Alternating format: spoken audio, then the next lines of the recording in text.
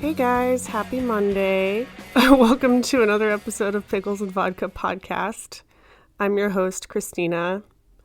I'm literally putting makeup on right now as I head out the door to work. Mondays are always really busy for me because I have work in the morning and then I have my outpatient program at night. That has been going pretty well. I say that. I have been making a lot of progress, yes, but I've also been dealing with a lot of negative emotions as a result of getting help. I think subconsciously I am realizing that I'm losing all the coping mechanisms I've ever known, and so I'm panicking and I don't know how to deal with all the shit that goes through my head on a daily basis. Like, my first impulse is to numb myself with, either food or alcohol or what have you. And so without that, I'm trying to learn all over again how to cope with these things. And it's not fun. It's not fun. I don't like it. But I'm making baby steps. I did yoga for the first time in like a year yesterday, and I remembered why it was once so good for me. I'm really sore today, but whatever. I'll live. This episode you're about to listen to features a girl that I met on a homeschool blogging site like 11 years ago. We both grew up in really similar conservative backgrounds, and both of us have really branched out from our origins in ways that we'll talk about. But she talks a lot about leaving the belief system you grew up with and forming your own identity and embracing who you really are. She's also one of the most creative people I know, and she talks about creativity and mental health and how the two go hand in hand sometimes. Really excited for you to hear our conversation. Speaking of creativity and coping mechanisms, I want to give a shout out this week to my friend Inez, one of my oldest friends. We also met online like forever ago, and she had known I was struggling lately, and the other day I got a package in the mail from her, which is no small feat because she lives in Norway. And it was a disposable black and white film camera, and she had written me a letter with a challenge that whenever I feel a really strong emotion or feeling, rather than turn to an unhealthy coping mechanism or wallow in those feelings, the challenge is to take a picture in the moment, a raw, honest snapshot of how I'm feeling. And it was one of the most touching things anyone's done for me recently, and I just love the idea. So I've been slowly going through the roll of film. When I'm done with it, I'll probably post them on a Tumblr or something, or I'll definitely let you guys know what I end up doing with them. But I thought that was really cool, and it's a good idea for anyone who is artistically inclined or has been artistically inclined in the past, but maybe who no longer pursues those things because of depression or whatnot, to just try branching out again, try picking up something that you might have lost touch with and see how it feels.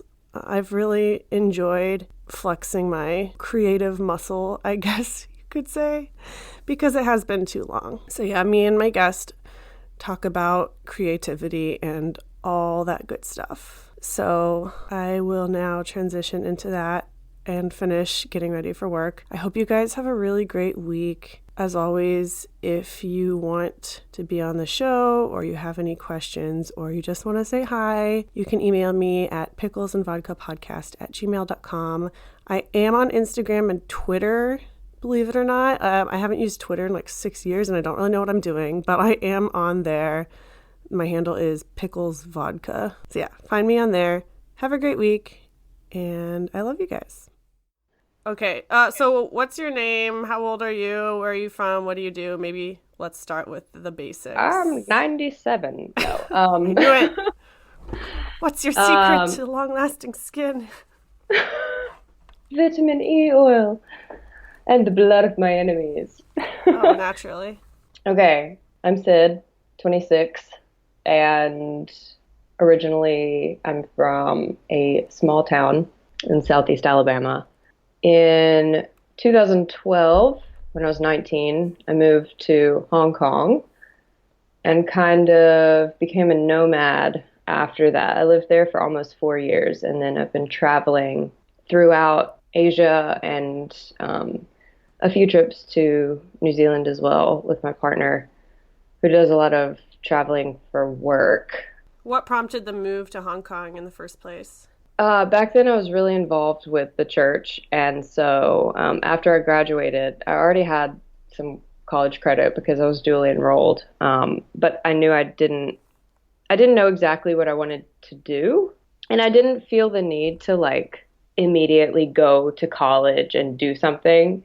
I kind of wanted to get out of the little town, and I kind of wanted to, do my own thing for a little while.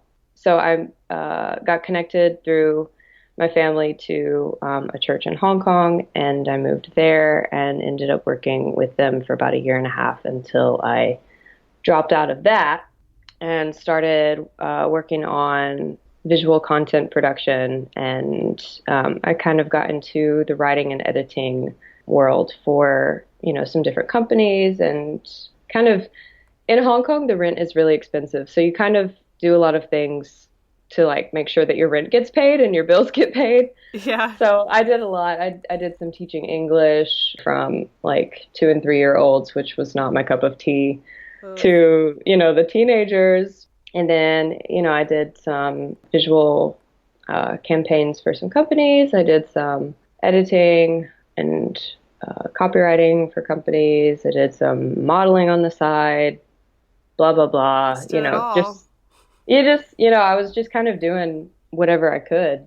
And that was actually really, really fun. I mean, it was really difficult because doing so many things, it kind of wears you down. Right. When you dropped out of the church stuff, did you ever consider going back home? Like, what made you want to decide to stay there? Yeah, a lot of people ask me that. So I think the reason I was so intent on staying there is because it's a big city, and I really loved the melting pot aspect of it. I love all the cultures being in the same place. I loved my friend group from tons of countries all over the world, learning and hearing different languages every day. That's something that's has always really interested me. And so I think that I just really gelled with it, and I found a community there that was much stronger than anything I'd ever experienced before. And so I think that was definitely a huge factor in what motivated me to go back. Well, And yeah, because you had never been exposed to that kind of stuff before at all, right? it was all online when I was back home.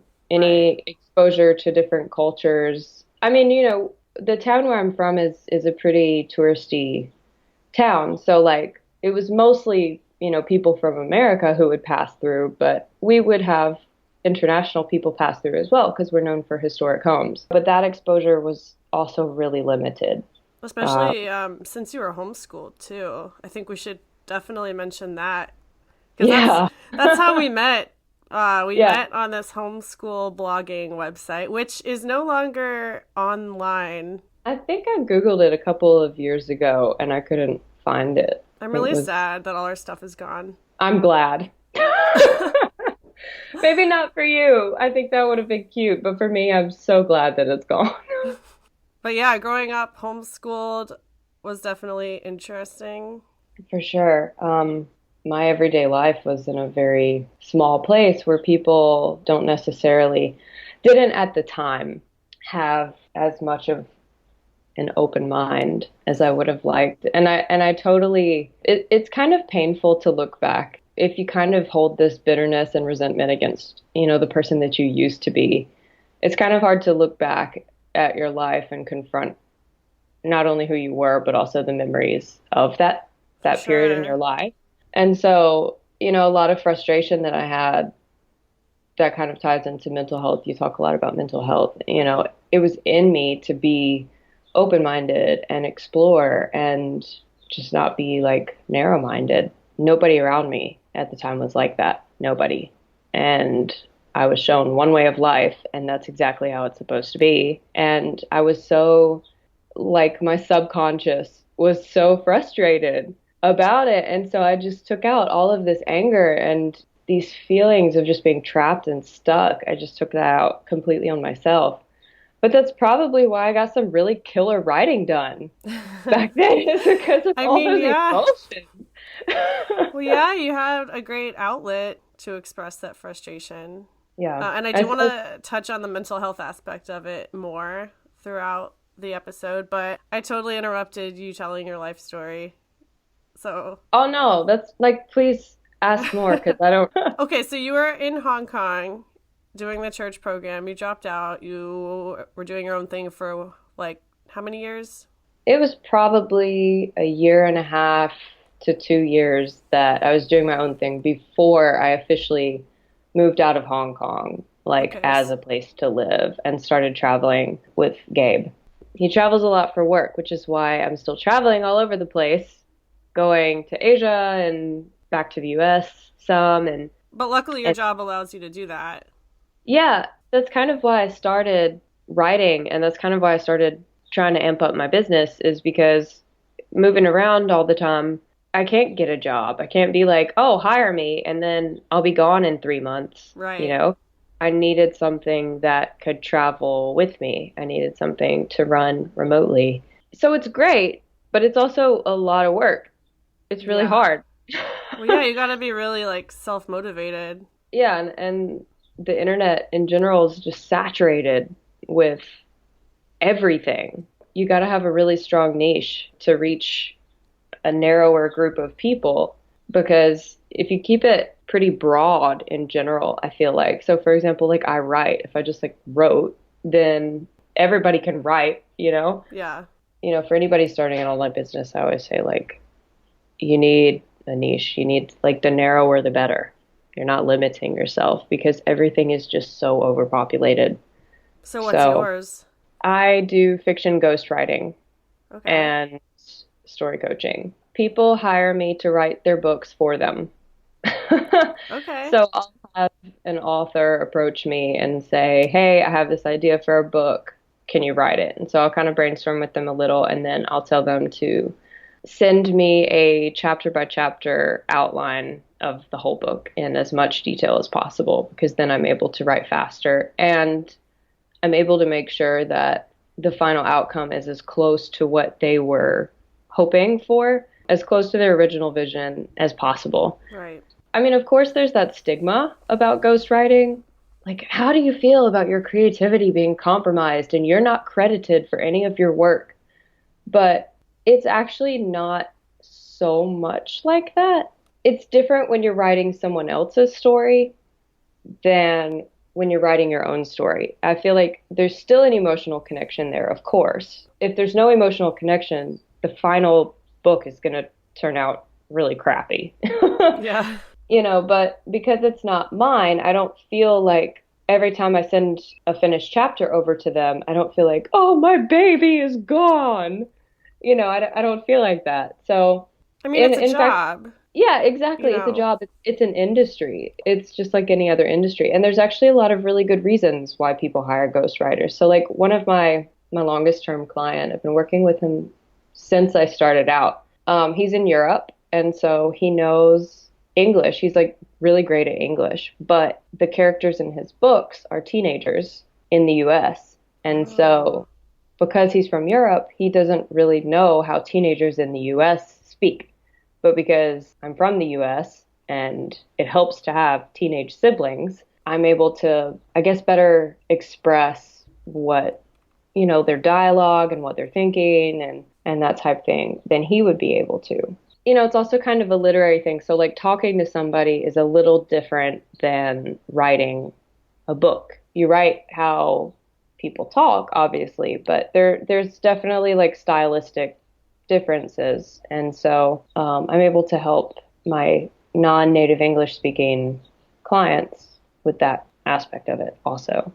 But story coaching is what I really love. It's kind of like they're looking for a guide along the way. Right. So I'm able to kind of walk with them through the process of getting their book planned and written and that type of thing. So So how did you get into that? Like you've always been a writer as long as I've known you. it kind of just happened. So I started writing in a way that I would recommend to no one.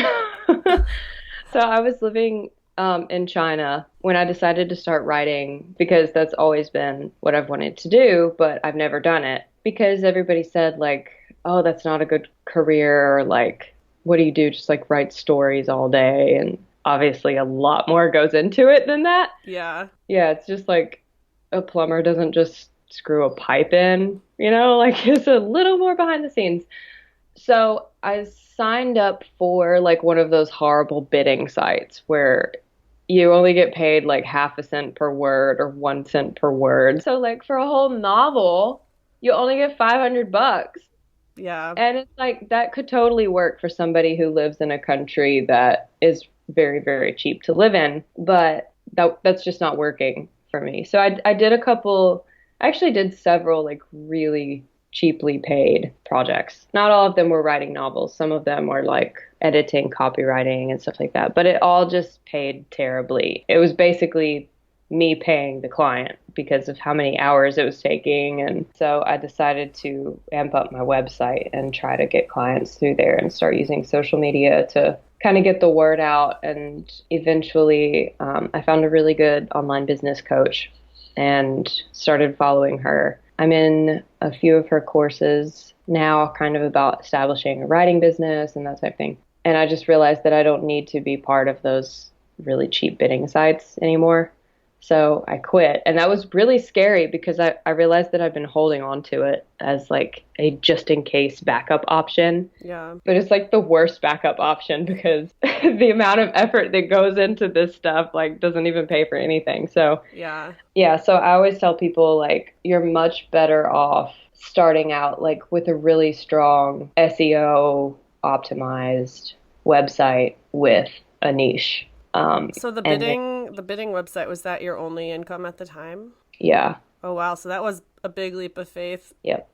Pretty much. How long until you started getting business from your ghostwriting career after that? One of my clients actually followed me from the bidding site.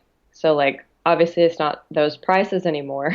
Well, I mean, you were doing something right, you know, if you had a fan. Yeah, I think that they just didn't really know how to find people either. So like once, you know, we got along really, really well. And so then when I broke away from it, they just followed me. Nice. Yeah, so that's one good thing that came out of it. But I feel like that's really, really rare. So yeah, I probably did those bidding sites for like almost a year. And this was while you were traveling around with Gabe? Yeah. Okay. Because I didn't know that it's possible to like optimize your website in a way that people find it. It's not like a if you build it, they will come scenario, but yeah, it's really tough. I mean, I'm still getting the hang of it. I'm like nowhere near expert. But hey, you're doing what you want to do. Yeah. And you know, you're seeing some outcome from it. Yeah. So I want to go back to the mental health aspect of your life. I don't know. Uh-oh. I know. I mean, how would you describe your mental health in general? Nervous laughter? Oh, very nervous laughter. I mean, how would you describe your mental health growing up and then compare it to where you're at now?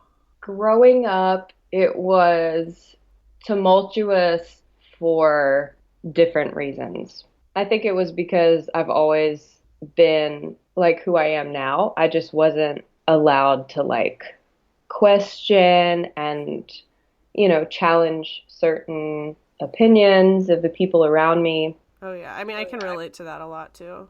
Yeah, and so I think that all of that was just really repressing who I was, which is, I like to think it's who I am now. I'm very happy with myself at this point. So, I mean, yeah, there's a lot of darkness there, and it just kind of manifested in the form of self-hatred. It's like I didn't know that how I was feeling wasn't necessarily a problem with myself. I wasn't doing anything wrong. I didn't understand enough outside of what I'd been taught was the right and the only way. Like there was no other option. And so I didn't understand that that frustration was kind of caused by that. So it's really interesting because, you know, I had limited exposure to different cultures, different languages, different beliefs, but still that was inside me, even though that stuff wasn't around me. So it's really interesting about a lot of how you turn out is a result of how you were raised, but Right. then also if you're naturally more open-minded and curious and, accepting, that's inside you and there's nothing you can do about it, you know? Yep. It is kind of interesting to look back and notice those things about kind of the growing up period. Was there anyone you could talk to about that feeling growing up? No. Not even online? I think if there was anybody to talk to, again, I didn't really understand what the root of my frustration was, the root of that pain. Like I said, it just kind of manifested in, self-hatred. And so the conversation, if it got that deep with anybody, it would always be about that problem, which wasn't actually the problem. So when you left home to go to China for the first time, were you trying to find a way out of that feeling, or were you just desperate to get away from home? I've wondered about that. Like, I wanted to get out because I had traveled, within the US a lot before then. And so I liked to travel and I liked to see new things. But I wonder if there was some subconscious, motive to get out and be in a place where, I can be who I need to be. And obviously that I moved to Hong Kong, I was working for the church and it was still like very, very stifling Yeah, I for was going to me. ask about that. Because it was very much there were more cultures and more languages and different types of people and that type thing, but it was still around that central belief system, which at that particular place, was still very, very similar to where I'd been raised. And so eventually, when I kind of got the courage to say, like, hey, I can't do this anymore, at least I was studying at the time because, again, I was kind of, I knew I wasn't happy. I knew that I wasn't becoming or being encouraged to become who I really wanted to be. Yeah. But I didn't know enough about that part to say, I can't be part of this anymore because I feel like I'm in prison. Like you didn't know what else was out there. Yeah, and so I was studying at the time, and so I just blamed it on that because, it was like opposite ends of the city. It took like 2 to 3 hours to commute, like Jesus. a couple times a week. And so I was just like, oh, I can't do it because, it takes too long to commute, and there's just too many responsibilities that I have with this, and I'll still like come when I can. At least I had like something else that was a legitimate, concrete reason. But on the But inside, you had more reasons you couldn't really talk about. yeah, and I didn't feel like I could explore those reasons until I was out of that situation. It's kind Yeah. of like you can't heal in a place that made you sick.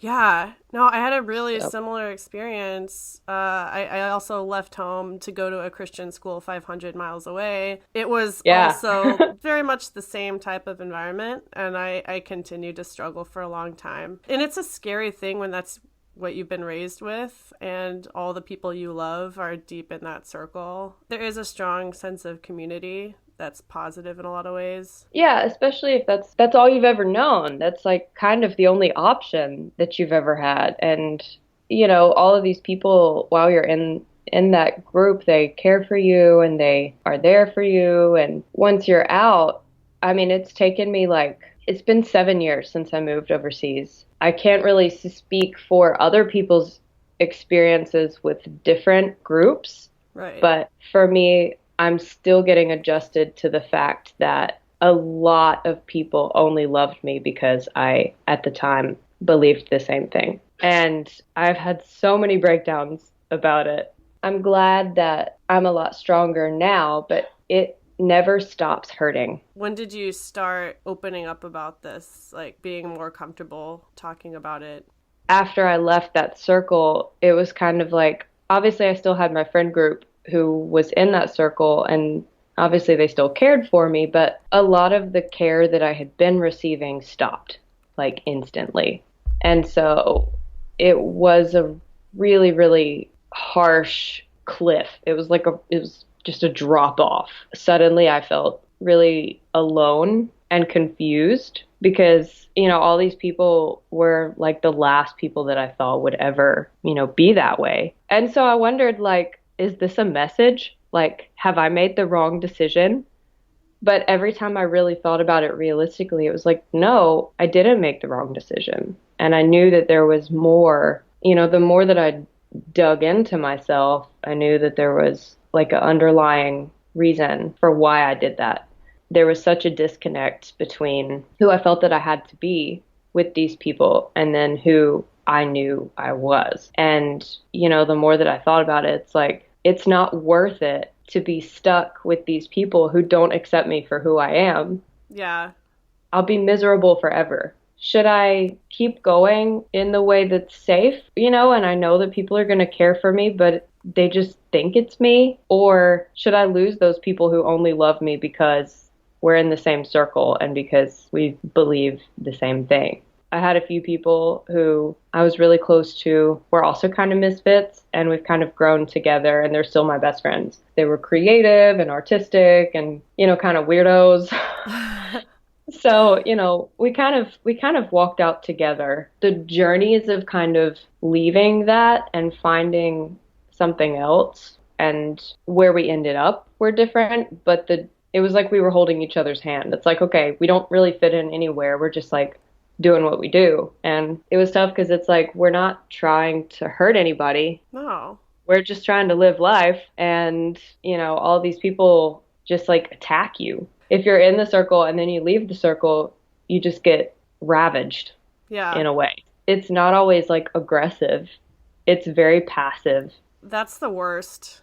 It's so much worse. I would rather someone be like aggressive. Yeah. I mean, not physically, but you know what I mean? I would rather someone like scream in my face and call me a piece of shit than like do that passive manipulative. I had this girl message me on Facebook like 3 months after I left that school, and she told me like 3 paragraphs worth of words how she was worried about me and how because I got tattoos and stuff, and like she was like, tattoos. You're changing. I think it was a bad decision to leave school and it's negatively impacted your life. I'm worried about you, all this stuff. And I was just like, I didn't ask you. Yeah, these unsolicited opinions. Yeah, I didn't ask you. You didn't even ask how I'm doing. You just project all of these expectations. I don't know. And I mean, you can kind of at least laugh about it now. Oh yeah, it's But back funny. then, a little message like that would destroy you.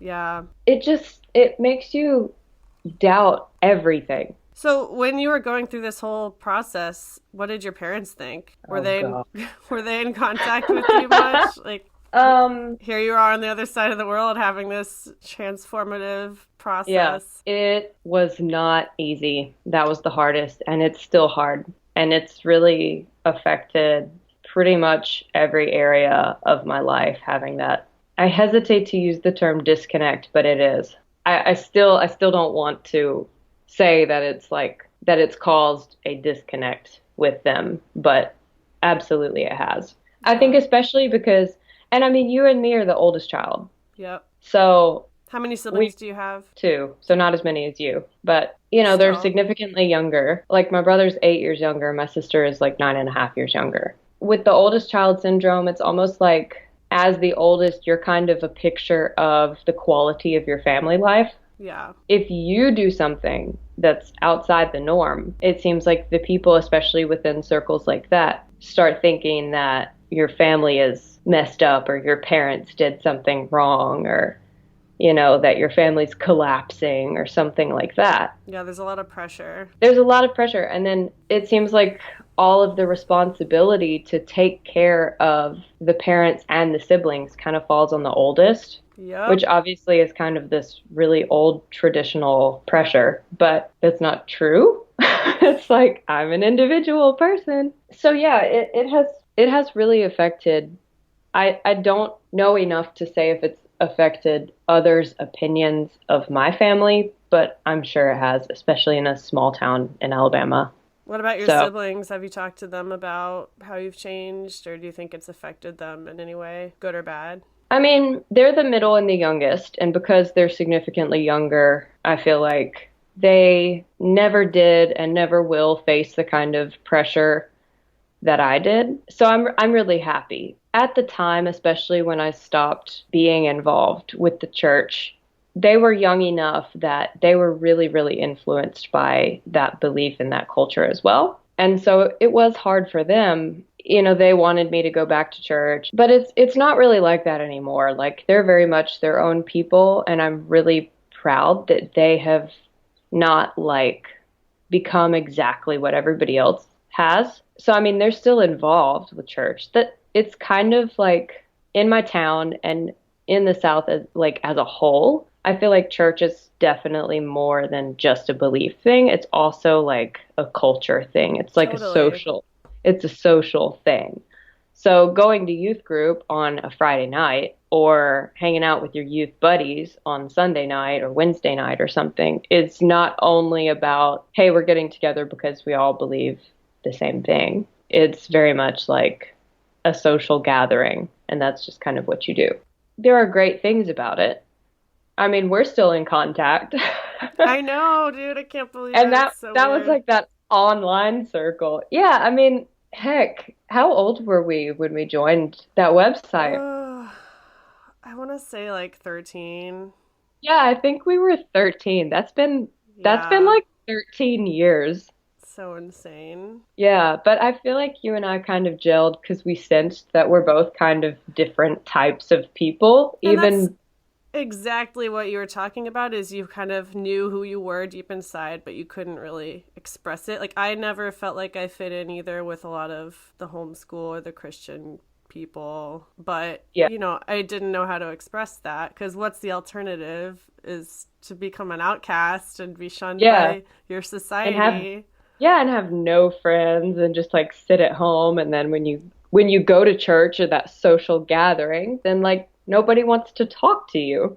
Yeah. And when you're that young, that's a big deal because it's all about friends, Well, I mean, you know? the friendship factor aside, there's the moral factor too. Like, I legitimately believed that that would make me a bad person, or I would, Yeah. be punished if I challenged those thoughts. Yeah, absolutely. It's like they would always say, "Oh, it's okay to question because that means that like it's making an impact on you." But then when you start to question, then you're very, very mildly outcasted until you stop questioning.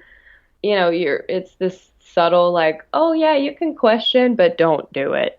Yeah. So, So, as a creative person, like, did you ever explore any of these themes in your art? I feel like a lot of my work, especially like my shorter writings, kind of explore themes of emotions and all variation of emotions, especially the dark feelings.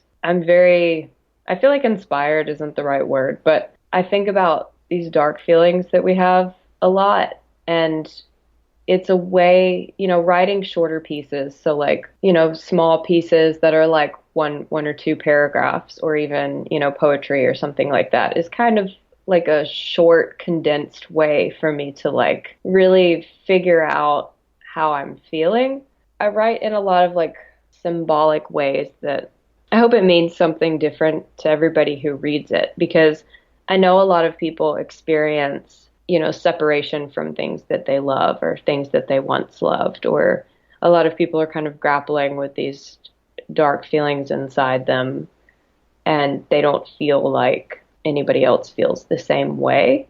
So I guess I'm very driven to write about, I guess, this whole story of breaking away from everything that I had and losing almost everybody that I had. Would you So say you're pretty vocal about your emotions in real life, like aside from your writing? the writing for sure is an outlet because in reality, like if I'm talking to somebody face to face, I need to feel comfortable with them because I can't talk to you in poetry. Right. I, That would be you know, interesting. I talk to you in a conversational way. So it's a lot more clear and blunt and straightforward. So, like poetry or short writings or I mean even like novel length works have a lot of like that symbolism of breaking away an emotion and that type of thing, which I don't mean to put in. That's just what comes out. I use it as purely like a self-expression tool, I guess.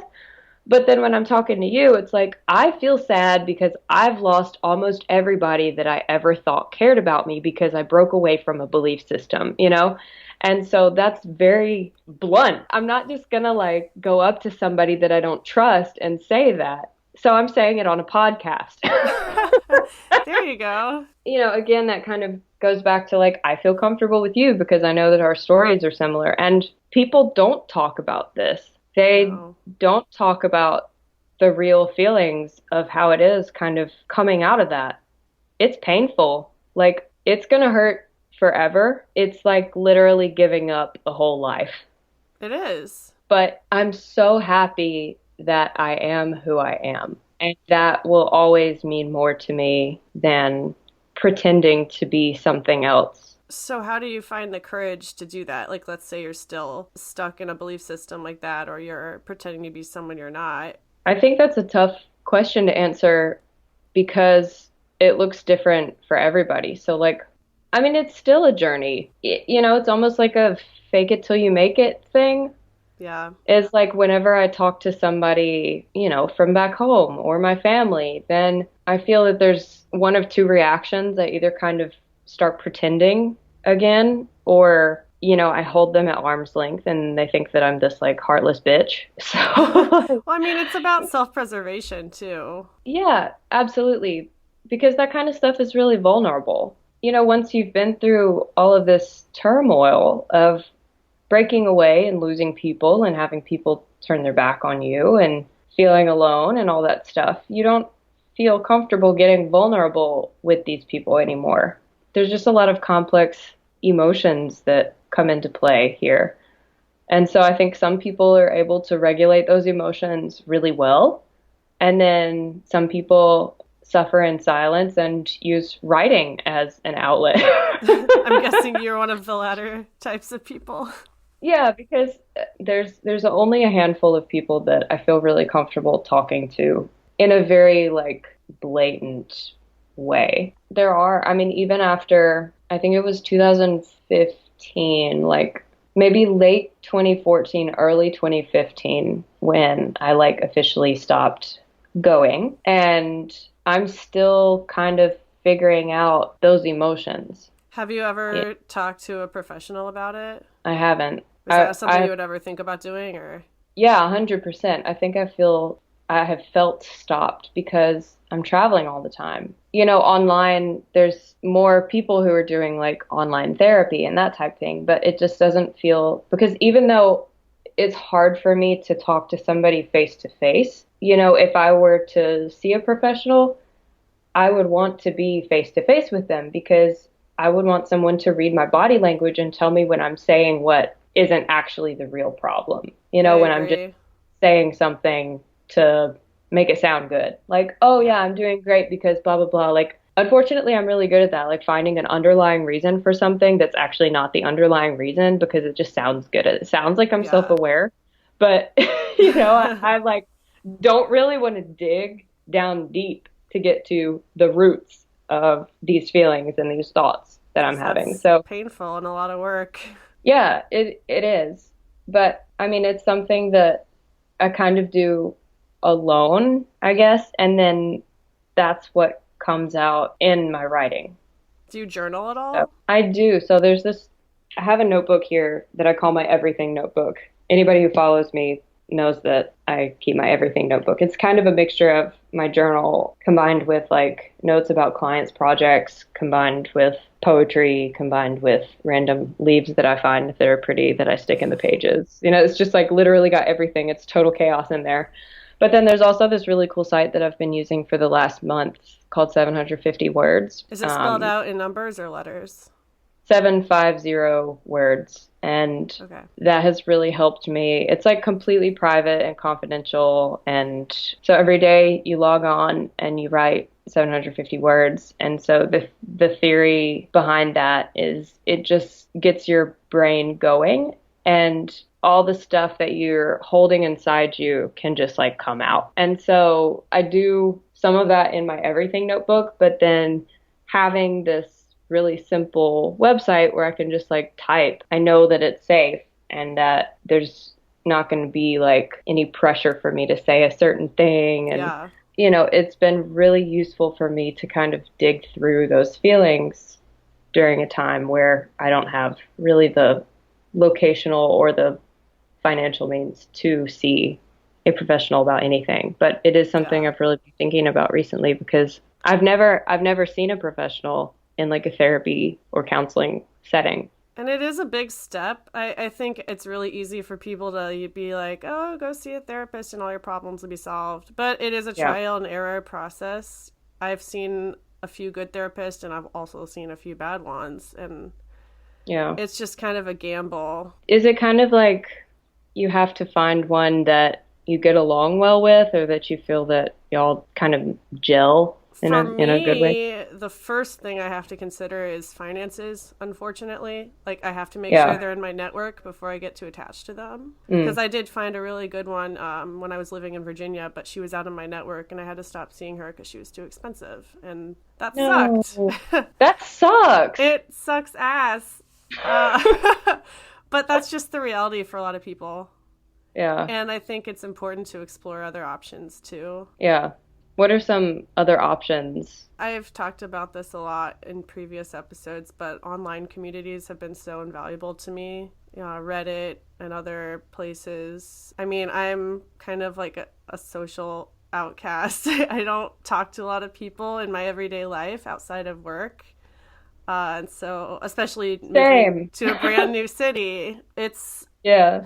I don't know what people would do without the internet, to be honest. I think it's provided us with access to a lot of really, really specific communities that we wouldn't have access to otherwise. Yeah, absolutely. And I think, like, I actually, talking about online communities, I started a couple months ago an online community for creative people. Oh, talk And about that. so I have always been prone to like creative block or like writer's block. I call it creative block because not everybody is just a writer or just an artist. There's people Right. who do all kinds of things. So I just, and there's tons of forms of creativity. Like technically cooking is a form of creativity. Like anything Totally. is creative.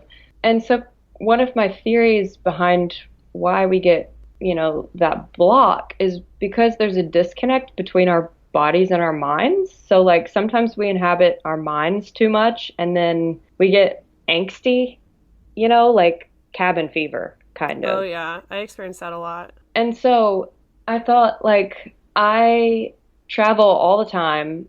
I haven't ever been able to find, like, a writer's circle or an artist circle in my city and meet every Monday at a coffee shop. Yeah. That's the And fantasy, but that's the fantasy, but the reality is a lot of people want that, and that's not an option for them. And so, especially because a lot of creative people tend to be introverts, and a lot of people have social anxiety. Like I even have social anxiety, yeah, it's not the and people you would always expect. definitely. And so, I started a online creative community, making it accessible to everybody. It's $1 a month. I just call it the Videmus family because Videmus is my brand. Can you spell that And out for the listeners? yeah, Videmus. It's kind of two parts. It's on Patreon, which is, if you're not familiar with Patreon, it's a website where you support creators who do podcasts or create gaming tutorials or do paintings or stuff like that. And so you can pledge like X amount per month and get different rewards. But for me, I originally started out with people who get different rewards at like $1 a month, $5 a month, $10 a month. And that absolutely did not feel right to me because I've been pretty well off financially in the past. And then I've also had like negative grands in my bank account. Yeah. So like I wouldn't want someone who really needs a community to not be able to access everything just because they're going through a rough financial patch. Right. Because creativity doesn't and shouldn't come easier for people who have stable high incomes. I feel You know what I exactly the mean? same way. So I started this and I'm like $1 a month.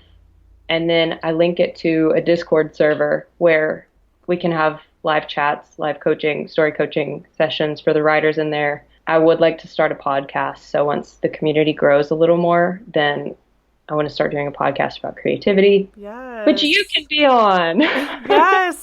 A hundred Yeah. percent. So it's just like a community of people. I mean, we have designers, writers, poets, photographers. We've got a horse trainer in there. What? Like yeah, like it's really for anybody. And so it's pretty small. Like as of right now, we have 13 or 14 people in there. But it's so helpful for me to know that I have a safe space online that's not accessible to the public, where passionate, creative people are in there to say, like, hey, I have a bad case of writer's block. I need some encouragement, and kind of cheering everybody on, and then brainstorming and sharing resources. It's really helped me a lot, even just in the few months that I've had it launched. It was kind of a sense of stability when nothing in my life was feeling very stable, because we were traveling all the time, and we were recently in China for like 6 months. And so I was traveling to Hong Kong to see my close friends. I made like 5 trips. So I was on the go every, once a month. I think this community it's really been a source of stability for me. And so I really want to grow it, and I really want people because especially as a creative person, community is really important. Totally. It can be really isolating being a creative person, Do especially if you you do that for a job. do you want to talk a little bit about the isolation aspect of it? I think it's different than like if you work at a cafe or something, because if you work at a cafe, you have that exposure to people, even if it's not like an in-depth conversation, that type thing. Like you can see what you're doing. You can see that you're making the coffee, that you're scooping the ice, Yeah. that you're like freaking warming up a panini. You know what I mean? But creative work is not tangible. Like if you watched a writer do their thing, you'd be sitting beside them watching words come out onto a page. Like all the person is doing is typing, but like what you're seeing come out on the page comes from this place inside them that you can't see. It's not tangible at all. I mean, you can watch a painter paint, but like you can't get inside their head, and so I think because creative work typically takes a lot of focus, especially if you're like a writer or a fine artist or something like that. Well, yeah, the end result is only like 10% of the process, Yeah, definitely. I but that's all mean, people see. yeah, so people say like, "Oh, what do you do? Just write stories all day?" And it's like, "No." One book, like one novel is like at minimum like 4 months of brain intensive work. You have to get to know the characters and the plot as well as your best friends and your own life. Like Yeah. you have to be inside multiple people's heads at the same time, in playing it like a movie in your head, envisioning how do they react to an uncomfortable situation? How do they react to somebody, telling them that they're a piece of, what? And just like you would react differently to a cute puppy on the street than I would react, it's the same. Like you have to make them different. You have to make them unique people. And so you read a novel and it might literally take you one day, Yeah. but it's like that's 6 months of work in one day. So that type of work can really be isolating. And especially when, creative people do that for a day job, then it's like, okay, Do you it's, find it's, that when you're deep in your work and isolating like that, your mental health suffers? it is really hard if I've been writing like really intensively for even just an hour. It's really hard for me to transition back into like this physical space, like this real world, If I was really into it, I wouldn't know what's around me. Like I would be so in it. I would be seeing everything happen, almost like it was real. Damn. And so then if somebody were to come in and be like, hey, time for dinner, or, hey, we got to go, or if somebody was to randomly knock on the door unexpectedly, I can be a little snappy sometimes, or I just can't talk. Like I just physically like can't respond like a normal human being because I'm still like in that mindset. So that's really tough, and especially if like in the past I've worked for clients who did not respect me at all, and so I would wake up in the morning and I would literally be scared to check my email and I would dream about the book at night because I have to write more tomorrow. So like I would dream about what I was supposed to write the next day, Oh man. especially working for clients anyway, can be just like you're a coffee person, like some people are really, really, really particular about their coffee. And That's then some one way to people put it, like, yeah. yeah. I worked it was a really small local cafe, but I worked at a cafe in my town for about 2 years. But So also, even when you're working in a cafe, at least, like, sometimes that's my only human interaction for the day. It's good. At least I got outside. But when you're writing, like, on one hand, the things you describe seem like they could be unhealthy, but also, when you're deep inside a project, you're writing that creative high. I can see how it would also be good. yeah, so I mean, it's healthy for the creativity, and especially because, I do have an outline in front of me, so it's not like 100% organic thought, you know? Right. It's like there is structure involved, but enough so the creativity can flow. But then again, and also I just moved to this city, so I don't know anybody here yet. So I don't really have any social interaction Yeah. at the end of the day necessarily other than Gabe. So, we just moved here Yeah, just over there's a month ago. no pressure. So, I'm trying to be gentle with myself and my expectations and try to just remind myself it's okay not to yeah. isolate, but it's okay to take some time and space for myself while I put down roots, because that's a Yeah. hard process in and of itself. And sometimes that's necessary when you're in an unfamiliar place is, it might kind of suck initially to have all of that alone time, but then it might also be kind of needed because you have that space to kind of recompute and process the new sights and the new smells and the new accents. And at the Yeah. end of the day, you can have that, especially as an introvert. If you're an extrovert, I think it'd be hell, but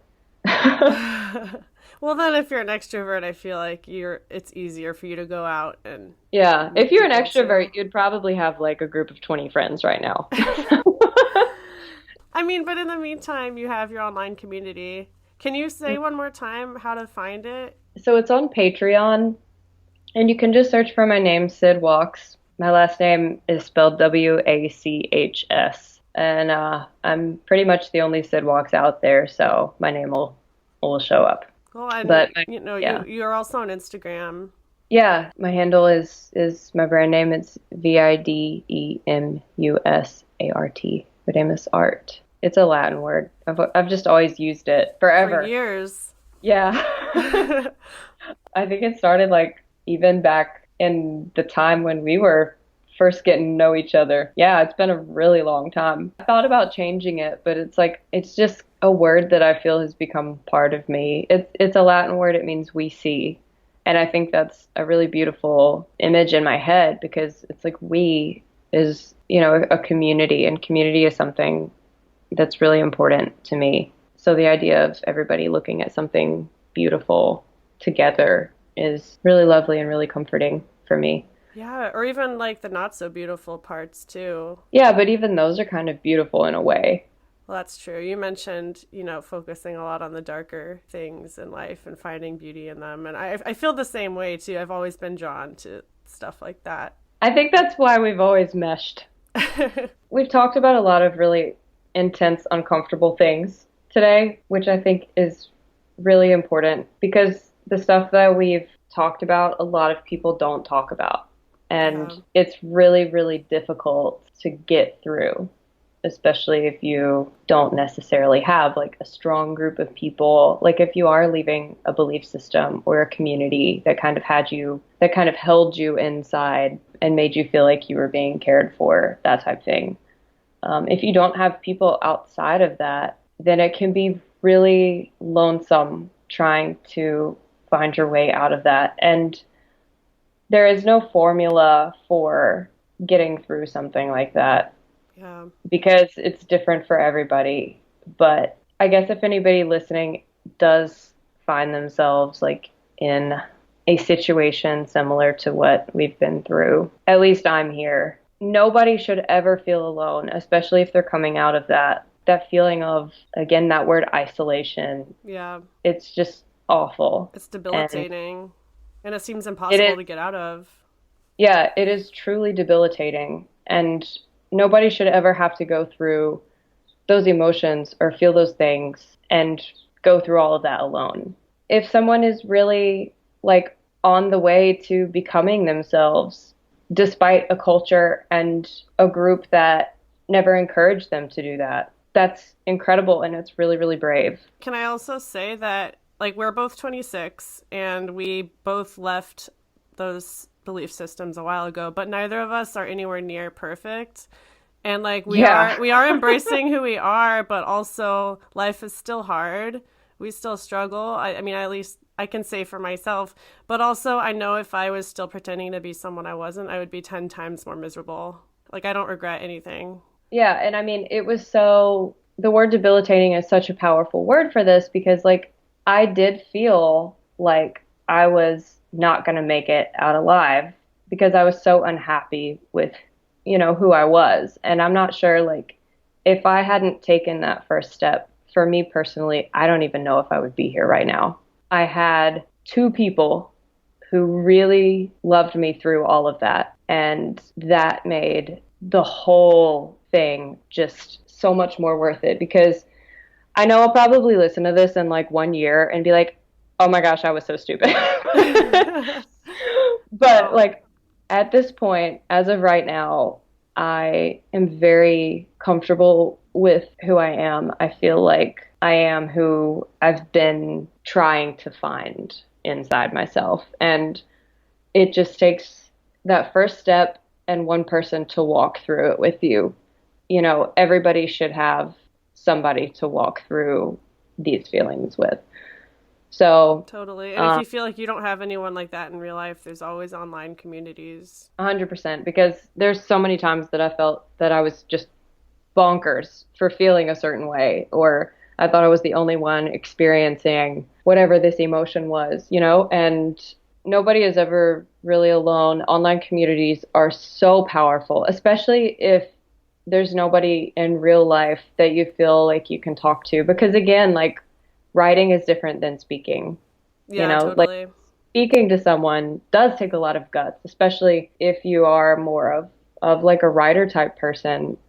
You just feel like you're able to process your emotions so much easier through like typing or like writing a message to someone. But speaking is really tough. And so, I think it's perfectly normal for someone to feel like they're not at a point where they can like physically, meet with someone and talk to them about Right. these.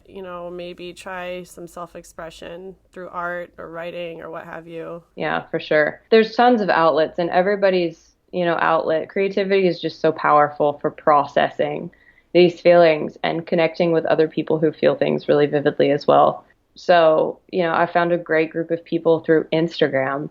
Like, what the heck is the world? Like, I found some people that I really love who are the same creative weirdos as me, through like freaking Instagram, dude. Anything's Like, possible anything is possible. in It's this it's glorious great. age. This glorious technological age. Oh boy. Ooh, doggy. Yep. Oh, Hey, thank you for inviting me on here. It's been really cool to see your face and hear your voice after so long. And I am really, really glad that we haven't really like kept in touch in like a messaging back and forth way. We've just kind of always been on each other's social media.